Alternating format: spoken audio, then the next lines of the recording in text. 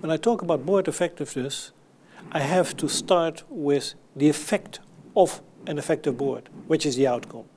First of all, the outcome is successful, great products and services with a high level of competitiveness.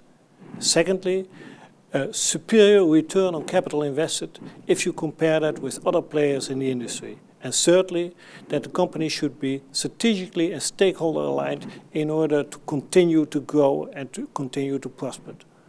What is strategically aligned? A company is strategically aligned when key people in the organization assess the quality of the organization at such a level that they say, with that quality of organization, we are able to execute the strategy. Stakeholder aligned means that individual stakeholders or stakeholders groups say that they find that the company has given the correct balance between their interest and the interest of other stakeholders groups, and that they say this is a just company. So that's the outcome.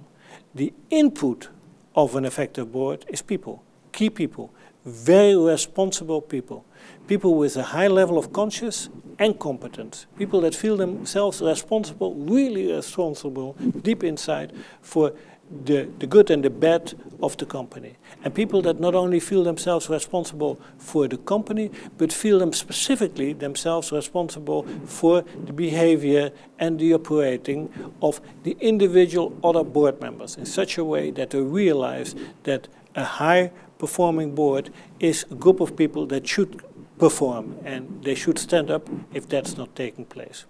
Well, if that is the input, and we have defined the output, what are the enablers? There are three key categories of enablers. The first one is the category of the fitness criteria that the organization should live by. Some long-term fitness criteria and some medium and short-term fitness criteria. The second level is the leadership team, and the third level has to do with strategy.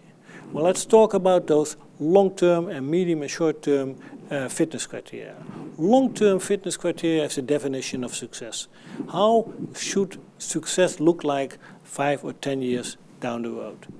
Second long-term fitness criteria is the moral compass. By which moral compass navigate and steer we this company?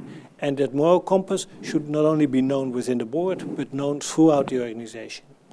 If we have had the long-term fitness criteria, we should talk about the short and medium-term criteria. And they have to do with fitness criteria that relate to risk, to capabilities and the striking power of the company, and to performance. All three should be defined and measured. After we've had the second category, then we should go to number 2, and number 2 is actually the leadership team. We have had the fitness criteria, number 2 is the leadership team, and with the leadership team it's not only the existing leadership team, but also an effective board takes care of a great talent pool. And then thirdly, we come back to strategy, and strategy is nothing more than a roadmap.